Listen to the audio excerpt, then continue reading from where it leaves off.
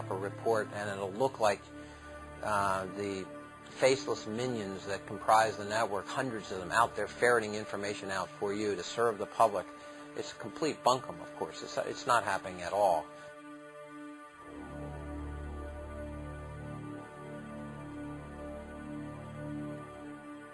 The public would never know from the media that they spent $11 million to keep any free airtime provisions out of any legislation, successfully, by the way.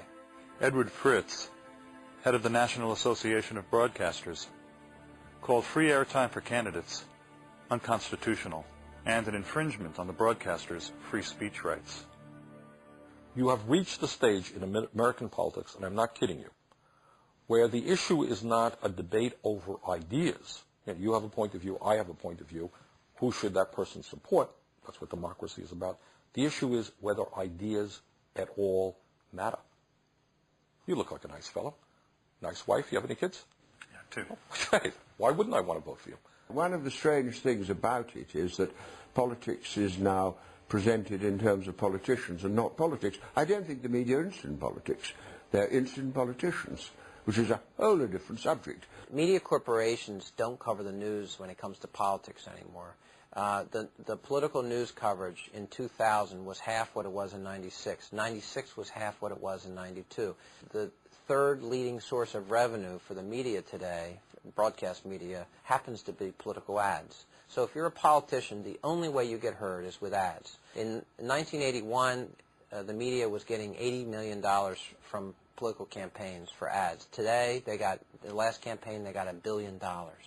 That's why you've got to have millions of dollars to run for office as a politician. You're either a millionaire, you're able to raise large sums of money all day, dollar for dollars, and that's who goes into politics. And you are complicit in this system. You're not going to rock the boat. You know, 98% of those who run for Congress, who run again, get elected, get reelected.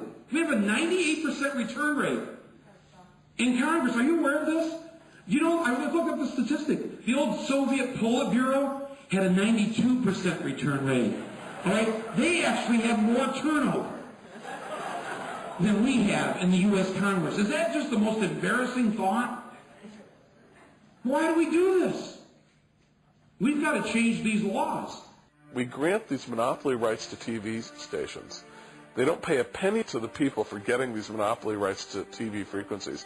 Then they turn around and sell time on the public property and make billions of dollars and destroy our political system.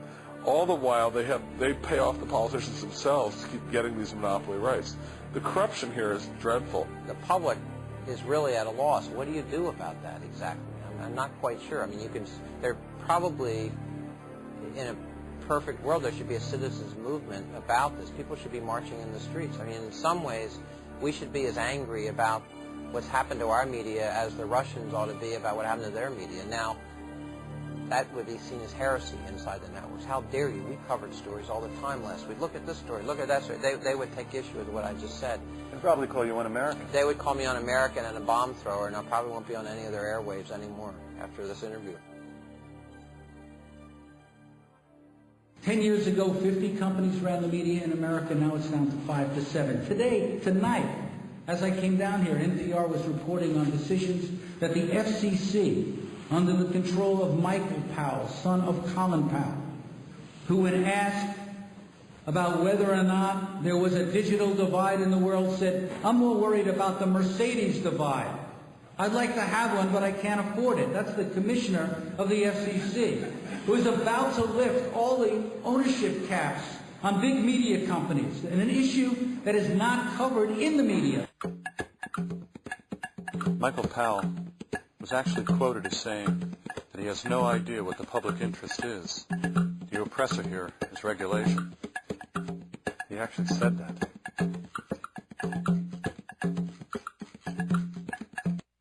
Michael Powell and Republicans in the office at the FCC, we were on the verge with our campaign of making major changes to the rules and the public interest obligations of broadcasters. The Federal Communications Commission had proposed rules that we pushed in this campaign, that hundreds of Americans in small communities in large communities pushed, we were going to get rules that would make local broadcasters much more accountable to their interests. Those rules were proposed once Bill Kennard was out of office and Michael Powell was in office. Those rules went into a drawer.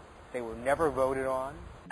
Starting with Ronald Reagan, the holy grail of deregulation has been sold to the public, and the news media has largely ignored its disastrous results.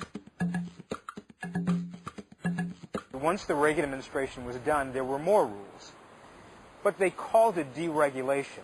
It's almost this Orwellian use of language where you create new rules, but the rules change because they benefit industry, and you call it deregulation. And you say deregulation, and people feel that's good because people like deregulation. People like fewer rules. They like, depending on simpler, cleaner, old Western rules. But it's a trick. It's not really what's happening. I remember when I first went into television, I believe the FCC rules were very stringent about how many television stations a network could own. I think it was 5. And, of course, they had to be in different markets. And now, I know here in New York, we're talking about a duopoly. That's the new word. You have the probability, it looks like right now, that News Corporation will be the owners of the Post, Channel 9, and Channel 5 in the one New York marketplace. So, yeah, regulations have eased considerably. The whole ball game has changed, and precisely how that affects different people buying and selling different stations in different markets and how it impacts on the news, I don't know. In my view, there are tremendous effects that are almost entirely negative. There's almost nothing positive about it. First of all, it leads to these companies are so big, their political power grows exponentially. It's a democratic issue. It means that one viewpoint will come to dominate in most of the outlets that we use for knowing what's going on in the world. Many people are not aware that when you watch television, you are watching a program produced by a large multinational corporation that has enormous conflicts of interest. General Electric and NBC is a perfect example. How can we be sure we're going to get the kind of information we need to have about the nuclear industry, about defense contracts, and all of those things when NBC is beholden to this parent company? Why would they report on that? Of course they wouldn't. Why would ABC report on what's going on at Disney? They wouldn't. There's no point in it. And it's precisely for that reason that those companies want to own television stations in the first place, so that they can keep a check on those sorts of things. General Electric has made it a very proud part of their policies that they are going to move jobs from the United States of America to China, to Mexico, any place in the world where they can get cheap labor. This suggests, obviously, that General Electric is deeply concerned about our trade policies. Over the years, General Electric has done its best not to pay taxes, or to pay as little as they can in taxes, taking advantage of all kinds of corporate welfare tax loopholes. Suggests very strongly that General Electric has an interest in tax policy. General Electric is a major polluter. Therefore, they're concerned about weakening environmental policies. It's not obviously just General Electric. It's the same thing with CBS or ABC. The conflicts of interest are enormous, and the result is that certain issues are talked about, certain issues are not talked about. In close to 11 years, we've done more than 100 reports. They're reports and investigations about public servants screwing up, or systemic abuses of the public trust by public officials. Almost always get covered. We're the ones that broke the Lincoln bedroom scandal about the Clinton White House. We've done a lot of this kind of thing.